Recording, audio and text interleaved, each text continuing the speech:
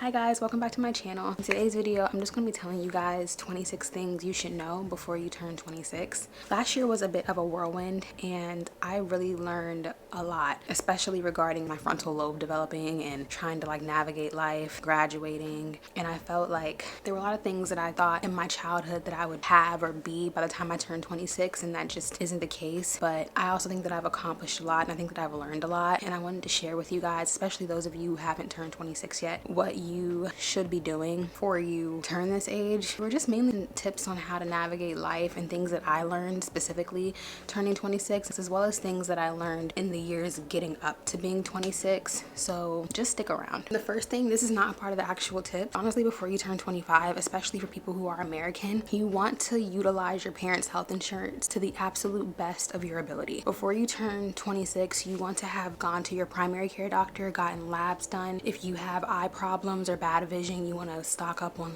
glasses, you want to stock up on contacts, because obviously when you turn 26, really honestly, when you turn 25, you lose vision and dental insurance. So you also want to go to a dentist. But before you turn 26, you definitely want to figure out what your health problems are. You should be talking to your primary care. I did this before I turned 26. My mom stayed on me about it. Something that I did before I turned 26 was I went to my primary care doctor and I got a bunch of labs done just to figure out how my health was looking. And I also asked her to give me refills on any prescriptions that I needed, so that on the off chance that I couldn't get a job that gave me insurance coverage, I wouldn't have to worry about certain medications and my health would be in order beforehand. I just wanted to impart that knowledge on you. If you're one of those people who, you watch for a minute and then you kind of dip out, I thought I'd drop a gem because I want for you to have the most important information you need. So on the off chance that you have a short attention span, you got what you needed. But the rest of these tips are just as important as this one. So I thought I would help you out before you left. But just know that if you do dip out now, you're missing out on a couple of gems. So let's get into the video. The first one is, don't be easily swayed by others' opinions of you. Try to be grounded in your reality and your opinion of yourself. You shouldn't be so swayed by someone having a negative opinion of you. You also shouldn't be swayed by someone having a positive opinion of you. What should matter most to you is who you are and how you feel about yourself. Some of these are physical, some of them are financial, by the way. Okay, so number two, make sure that you're always moisturizing your neck and your hands. A lot of people say, you need to moisturize your face, or moisturize your body, and you should definitely moisturize your entire body. Besides your face, your neck and your hands are the first thing to show your age. Take your moisturizer and literally whatever you have left over from moisturizing your face,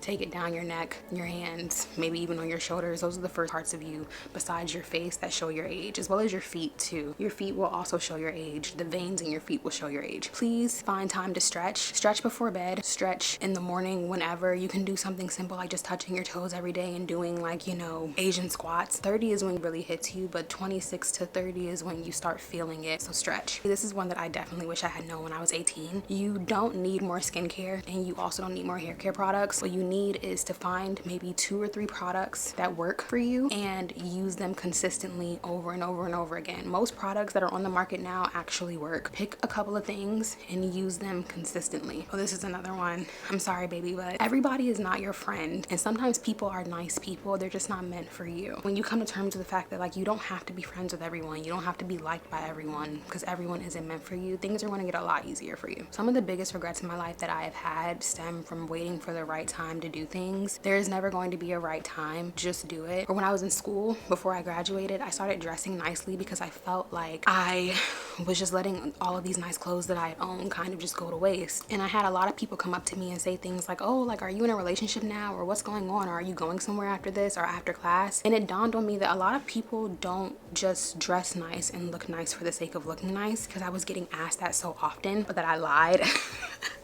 And this is another one too. Lying is okay. Don't lie about everything, but sometimes a little white lie here and there will help you. I literally had to lie and say, oh, yeah, no, I'm in a relationship or something, because I got so tired of people asking me why I was dressing nice, as opposed to just saying I look nice and then moving on. It was always this, well, you must be going somewhere, or do you work after this? Why don't people just dress nice to look nice? If you want to put on a cute pair of heels and take yourself out to lunch, do that. I just wear what I want to wear and I make sure that I look nice doing it. You don't need the right moment to do anything. Every moment is the right moment. You may not even be here tomorrow. There is no wrong moment to do things. This one's kind of for the women. Men can be jealous of you, especially your romantic partners. I used to be someone when I was in my younger 20s where I would be around different men, romantically and platonically, who would exhibit traits that were similar to women in terms of jealousy. But At the time, I always thought, well, men and women kind of want different things in life. There's no way that he would be jealous of me, or I would definitely end up like disrespected or feeling kind of off put by men's behavior. But it wasn't until the years leading up to turning 26, especially like turning 22 and 23, where I was around men, romantically speaking, who were jealous of me. And it never really clicked that men can be jealous of you, especially men that you're romantically interested in. They can be jealous of your accomplishments. They can be jealous of what you do in your life. And the sooner you recognize that, the more you look at their behavior the way that you might look at a friend's behavior. But it's just weird, guys. Just be mindful of that. And for men as well, women can also be jealous of you. I'm not sure what that would look like from a woman to a man. It's not an uncommon thing. Just be careful. Number 7 kind of hurts. I learned this when I was a child, honestly. Sometimes your family would do you in the worst. I'm just being honest with you. I'm not even gonna sit here and lie to you. Some of the worst things that have ever been done to me have been from family, not strangers. And the reason why I think this is, a stranger doesn't necessarily know what makes you tick, and they don't understand you enough to upset you. Don't be above looking at people who are close to you objectively. I'm not gonna lie. Number 8 is interesting. Crash out, yell back. Sometimes you're gonna get into scenarios with people or situations with people where they're going to test you. And I'm not gonna lie to you. Sometimes you need to cuss somebody the fuck out. Like sometimes you just have to cuss people the fuck out. And I'm someone who I think that as adults we shouldn't have to go there. But there have been a few times in my life where I look back on them and I actually regret behaving as maturely as I did. I wish that I had acted a little bit worse. I'm not gonna lie to you. Turning 26, I will attest to the fact that the majority of the times that I have looked back on an incident and I have regretted it stem from not having cussed people out when they deserved it. Like I definitely think that I should have traumatized people back a little bit and been a little bit meaner and ruder to some people. Although my decency in that moment maintained my rapport with the people around me, it didn't help me to maintain my respect for myself. Sometimes you need to traumatize people a little bit and yell at them, just letting you know. Number 9, I want to say I definitely learned this at 23. No one is an authority on what is beautiful. I used to feel like there was only one type of beauty, and I felt like, oh well, there's only one type of beauty and I don't fit it. And it wasn't until I turned 23 and I had gone through some things where I started to realize that like no one chooses what is beautiful, and anybody who does is mental. They're delusional. What's going to make you beautiful is waking up today or tomorrow and deciding that you are beautiful. It's that simple. I decided when I was 23 that I was pretty, and ever since then I was pretty. It really is that simple. You make that decision. You make the decision of whether or not you're a beautiful person. And the minute that you decide that that's who you are, that's who you are. It really is that easy. Omitting information and lying are the same thing. If there is important information that you need to know, right, to make an informed decision, and someone omits that information, therefore you are not aware of it, therefore you cannot make an informed decision about how you choose to move forward with them, that is them lying to you. And that lie that they are telling is their attempt to manipulate you. Do not let people omit information with you and get away with it. Always ask questions and listen a lot. A lot of the time people are literally telling you the truth. You're just not listening to what they're saying, or you're not asking the right questions. Oh, this one's also in addition to the whole asking questions. You're not a people pleaser because you refuse to say no. You're a people pleaser because you don't ask enough questions. Yeah, I had to learn this the hard way. I had this propensity to not say no to doing things, especially for people that I care about, because I felt like I wasn't being supportive. A lot of the time it wasn't so much because I wasn't saying no, it was because I wasn't asking enough questions. And I know you're probably thinking like, what is that? What do the two of those things have to do with one another? When someone asks you to go somewhere, you don't just simply say, yeah, I can go. You ask them, what time am I supposed to be there? Where is the place that I'm going? Who else is going to be there? You not asking questions is making it very difficult for you to say no to things that you don't want to do, because you're saying yes to something that if you had have asked more questions, you would have had more information and you would have felt more comfortable saying no. The people pleasing isn't not saying no. The people pleasing isn't asking enough questions so you can make an informed decision. Same point. Informed decisions start with questions and a constructive critique of the person asking for the favor.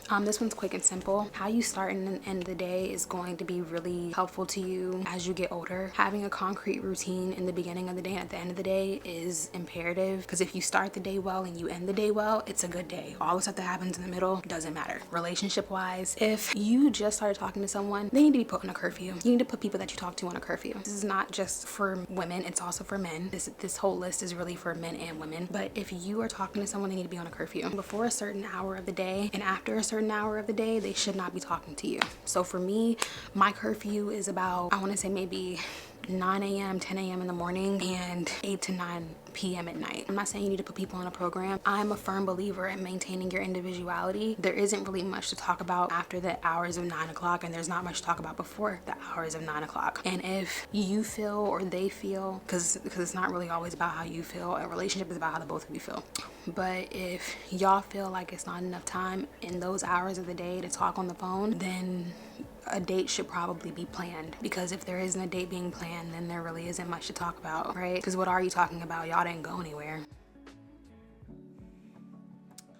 Curfew. And no, talking is not dating. To me, there's only dating in relationships. I don't believe in talking stages. I think that if I'm talking to you, you're just a friend, and I talk to my friends all the time, and that's fine. But in terms of like talking stages, I just don't agree with that. 14, quick, simple, and easy.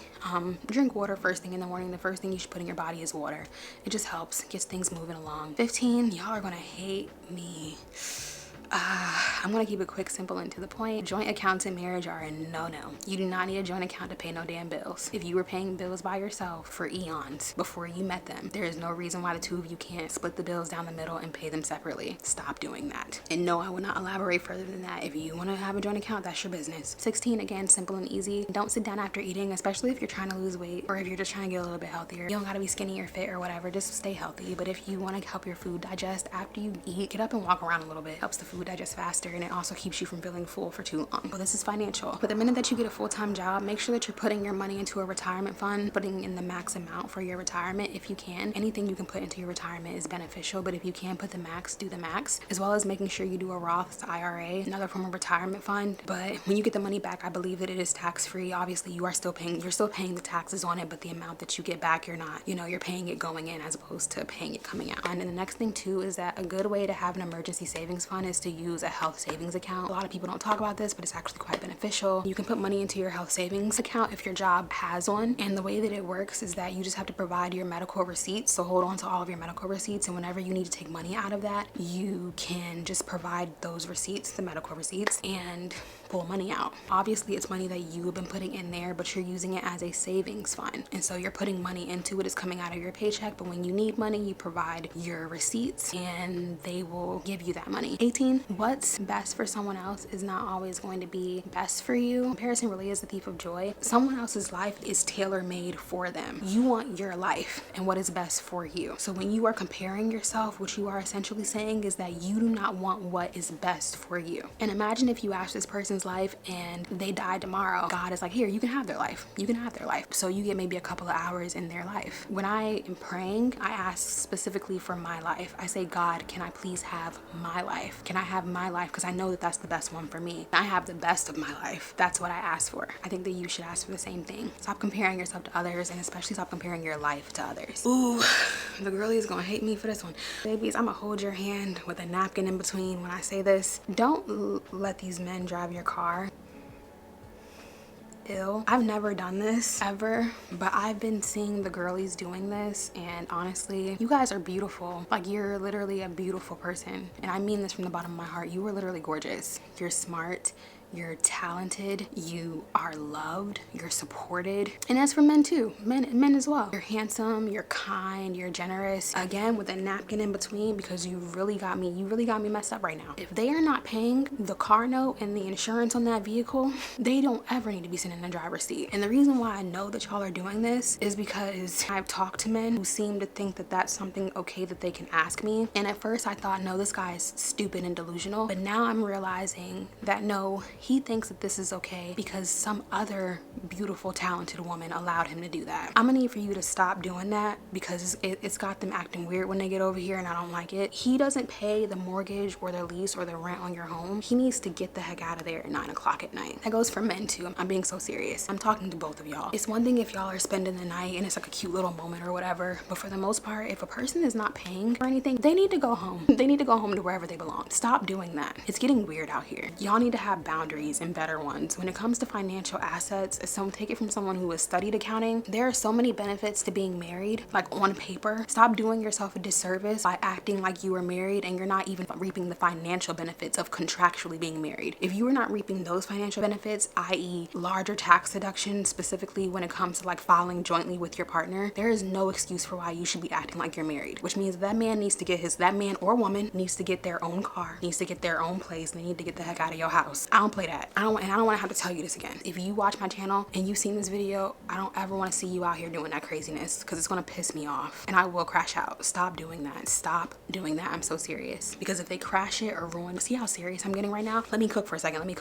Because if they paint the walls red or crash your car, guess who has to pay for that? Not them. And you can try and sue them, but you know what the court is going to say? Why were you letting them drive your car? Why were you letting them stay in your house? And this goes for just in general. Nobody needs to be in your home when you were not in your home. So if you got a guest, when you leave, they need to go as well. I don't know who raised y'all. Again, napkin in between. Now I'm raising you. Don't let this happen again. I don't even want to see this again. Don't piss me off. 20, social media is just a tool to look like you're living the life that you want. It in no way, shape, or form means that you were actually living the life that you want. Stop believing what you see on social media. Get off of their page and go live your life. Number 21, another dating one. Ooh, y'all are gonna hate me. I told y'all this on my TikTok, but since some of y'all don't follow me on TikTok, I'm gonna tell it to you here. Background checks before dating, that's like a partial point, but this is the main point. If you're dating somebody and you're about to get married, or maybe you know, you're just dating them. I don't believe in testing your partner, but this is an area where you should definitely be testing them. What I want for you to do is I want for you to take your debit card and I want for you to put it somewhere. I want for you to tell them that you can't find it, but prior to this, I want for you to put it somewhere where it's kind of easy to find. Bring them over or go over to their house. Tell them that you don't know where it is and just ask them if they can help you find it. Tell them you don't know where it is. You may have left it at the store. You think you left it at the store. Do you mind just helping me look for it to see if I left it around here? And if your partner does not give you back your card, or they tell you that they can't find it, but then you go to where you left it at and it's not there, or even worse, they give it back to you, but then you go to check your account and random charges pop up. I learned this from my mom. She was the one who told me, by the way, and she also told me before you do it, turn the card off. But if you're not going to turn the card off because you want to see if they take money out of your account, maybe drop the lease is like $30-$40 and just see if they don't give you back your card or they take money out of your account, random charges start popping up on your account. You know what you're dealing with. I don't have to tell you what you're dealing with, but you know exactly what you're dealing with, and I would advise you to move on with your life. That level of disregard is only going to lead to more disregard. So this 22 is easy. Eat veggies with all of your meals. Very simple and to the point. 23, never be the last person to know your worth. I've been in a lot of scenarios where I was the last person to know that I was valuable. People just take advantage. This one kind of goes in tandem with something that I had to learn a long time ago. This one's kind of the most serious for me personally, is that I struggled a lot with self-confidence, but I always came home to a family and to a mother and friends who instilled in me that I was inherently like valuable. And part of the point is never be the last person to know your value, but going in tandem with that as well. I would get around these people who would treat me disrespectfully and then be surprised that my response to them was so brutal, which was that like, hey, I don't deserve this. It annoyed me so much because like, don't they see that I'm not someone who would like tolerate this type of thing? And something that was imparted upon me that I really want to impart on you is that self-confidence and self-respect go hand in hand. Self-respect is the internal side. Self-confidence is the external side. When you are someone like me who you grow up and it's instilled in you to have self-respect, there's certain treatment that you just won't put up with, right? But self-confidence is the external side of that, and it shows people that those are not things that you would put up with. And when you don't have self-confidence, right, because you don't portray the respect you have for yourself on the inside, they think that you will tolerate anything. And because self-respect is the internal side, you have to get close in order to know that someone has self-respect. And good people will never do this. They will always respect you. But bad people, or people who are lacking in character, good character, don't see it. So they have to get up close on you and they have to try it first to see, oh, this person actually does have worth. You have to make sure that your confidence in yourself matches your respect for yourself. Now that I'm 26, I realized that I was presenting myself in a way that came across like I would tolerate certain things. Like, I'm not gonna sit here and lie to you. Now that I'm a lot more confident, I find that I don't have many friends. The more confidence I gained in myself, the less friends that I had. The more I cared about my appearance and the more healthy I became, the more I started to feel beautiful, the less people I had around me. I would much rather be alone than be around anybody who I have to dim my light or accept bullshit from. Don't be the last person to know your worth, but just know that knowing your worth comes at the price that sometimes other people won't see it, or sometimes they will. They won't necessarily want to be bothered, and that's okay. Like, 25. Number 24 or number 25, I think actually. I think I'm behind. The worst decisions that I have made in my life have been when I'm angry. I've said some really horrible things when I'm angry. I personally think that when you're upset, be quiet, close your mouth, because you're not going to say anything that is constructive. But what I will say is that people have a tendency to kind of bring you to wrath and then get upset with you about the things that you say. That goes both ways. Don't say things when you're angry, because you may say something that you can't come back from. But in addition to this, don't be someone who brings people to wrath and then you expect for them to kind of go easy on you. And last but not least, this is the main one. The only way to make friends is to be vulnerable. Something that I learned this year when I was making my friends, although I told you guys I only have 3, 2 of them I made this year. That's what I was saying about like how, you know. But something that I learned was that in order to make friends, I had to be more vulnerable. I'm someone who I have a very avoidant attachment style. And so the minute that I feel that I'm getting close with someone, I kind of want to run off. You can't run away at the first sign of getting to know someone. It was partially a good thing in that I'm not someone who struggles with red flags. The minute that I find out that there's a red flag, I kind of leave, because I was already looking to leave anyway. I'm not gonna lie to you guys, I get really happy when I see a red flag, because it means I don't have to come out of my shell. I had to learn how to stick around and to feel a person out, because I'm not gonna lie to you guys, the only way to know if someone is not for you is to be vulnerable enough to get to know them. Some of the best people that you are going to meet in your life are going to come shortly after you've been harmed, because it's going to be kind of like life's way of rewarding you for having gotten through it, but it's also going to be God and life trying to see if you're going to be willing to open your heart up after being hurt. Don't ever close your heart up. Don't ever be afraid of being vulnerable. You have to kind of pick yourself back up and dust yourself off and remind yourself that there are good people out there, and some of the best friends that you are going to meet in your life are going to come, and a lot of the time they're going to come when you need them. They're not going to come when you're looking for them. The friends that I have now, they got here when I needed them the most. My best friend became my best friend when I needed her the most. That person is going to come when you need them the most. So don't be afraid to get hurt, because sometimes that rock bottom is what you need for those people to find you, because they're going to see your light when you don't even see it. But yeah, that's the end of this video. Those were 26 things, maybe 27, because honestly I kind of lost count, that I learned before I turned 26. They're 26 things that I wanted to tell you about, and I hope that this video was helpful. If you like the video, then like the video, comment, and subscribe. Tell me some things that you learned when you turned 26 or older, or some things that you learned just in general in life. Don't forget to subscribe, because I'm here with videos every week, and I will see you guys in the next one. Peace out.